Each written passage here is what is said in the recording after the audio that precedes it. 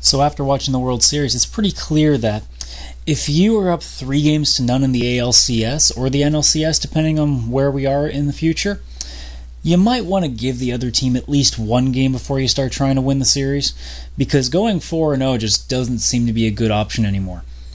I'm not too happy about this because of one thing, and I can't believe I didn't think about this when I thought it.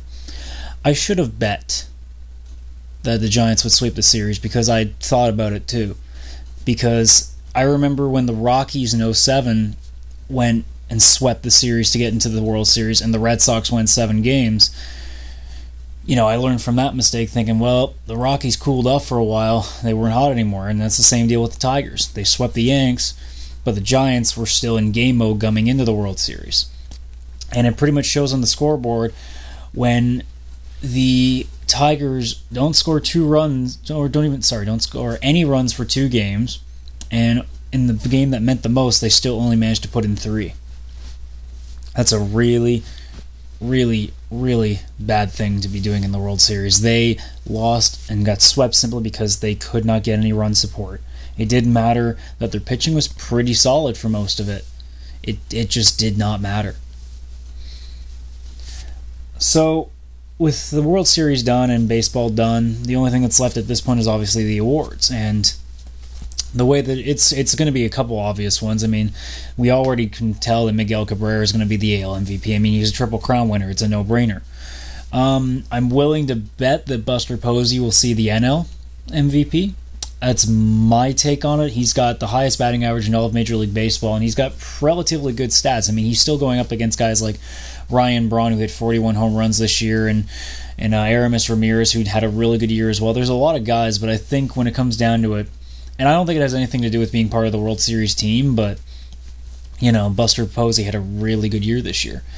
In terms of pitching, that one's going to be a little interesting. I mean, just by judging by the stats, I would bet that Gio Gonzalez or R.A. Dickey will probably go after the NL hardware. Both of them had the highest winning seasons. Both of their ERAs are really good.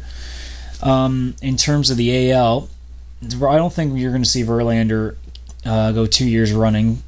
He has only 17 wins. He went 17-8, and you got a guy like David Price who went 20-5 for Tampa this year, which is really, really impressive. I mean, even the best records in the NL were Gio Gonzalez at 21-8 and R.A. Dickey at 20-6. So, I mean, Jared Weaver on the Angels too also has a 20-5 record, but his ERA is a little higher, and he allowed a few more home runs and he allowed less hits. So it could go either way. I think your best bet would be either Weaver or Price, because I don't think you're going to see Verlander get another trophy for this one. Other than that, I guess I got to talk about my Blue Jays because I'm a little unhappy with them too.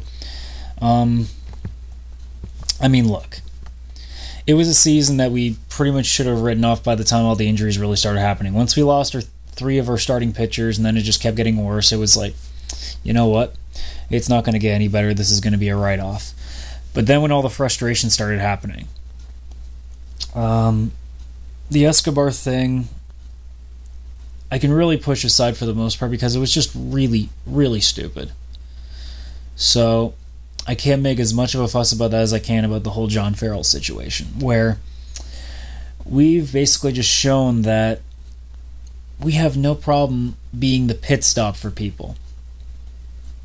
As far as I'm concerned, one of 2 things should happen with Farrell. You should have either let him continue his contract until the end and then see if he wants to go for it, or you fire him on the spot. And that's what they should have done, I think. They should have fired him on the spot. And somebody will say, oh, well, they got something for him. They got Mike Aviles. I mean, no offense to the guy, but he's not exactly known for being a game changer. And we need a game changer right now. And I don't know how the hell Alex Anthopoulos is going to do that in free agency.